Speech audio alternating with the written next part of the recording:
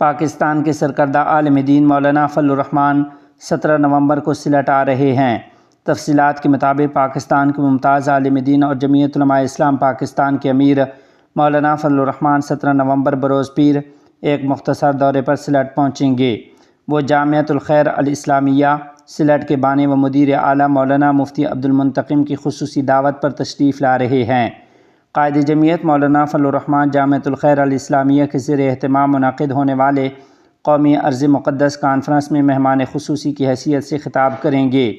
یہ عظیم الشان اجتماع سلٹ گورنمنٹ عالیہ مدرسہ کے میدان میں سپہر 3 بجے شروع ہوگا اور نماز عشاء تک جاری رہے گا۔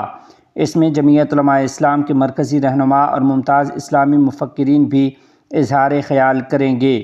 جامعۃ الخیر الاسلامیہ کے بانی و مدیر مفتی عبدالمنتقم نے اپنے بیان میں کہا ہے کہ جب امت مسلمہ کے دل کی دھڑکن بیت المقدس و فلسطین کو دنیا کے کئی ممالک کی جانب سے ایک آزاد ریاست کے طور پر تسلیم کیا جا رہا ہے اور امن معاہدوں کا ایک نیا باب کھل رہا ہے، ایسے نازک وقت میں یہ ضروری ہے کہ مسلم دنیا کے مستقبل کا صحیح روڈ میپ متعین کیا جائے۔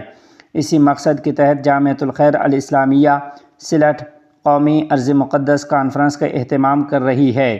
یہ ہمارے لیے نہایت مسرت کی بات ہے کہ 17 نومبر 2025 کو منعقد ہونے والی اس عظیم الشان کانفرنس میں قائد ملت اسلامیہ، عالم اسلام کے بزرگ سیاستدان اور جمعیت علماء اسلام پاکستان کے امیر حضرت مولانا فضل الرحمان صاحب بنفس نفیس شرکت فرمائیں گے۔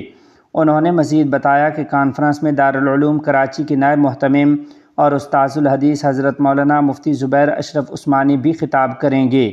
امید ہے کہ حالات حاضرہ سے باخبر یہ جلیل القدر رہنما ملت اسلامیہ کے لیے صحیح سمت متعین کرنے میں قیمتی رہنمائی فراہم کریں گے۔